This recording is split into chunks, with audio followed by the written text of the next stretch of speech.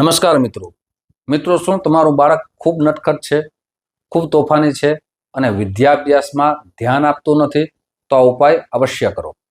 આ ઉપાય બાળક પાસે પણ કરાવી શકો છો અને માતા પિતા પણ કરી શકે છે. આપને શું કરવાનું છે કે આપને વિષ્ણુ ભગવાનની સામે બેસી જવાનું છે અથવા બાળકને વિષ્ણુ ભગવાનની સામે બેસાડવાનું છે.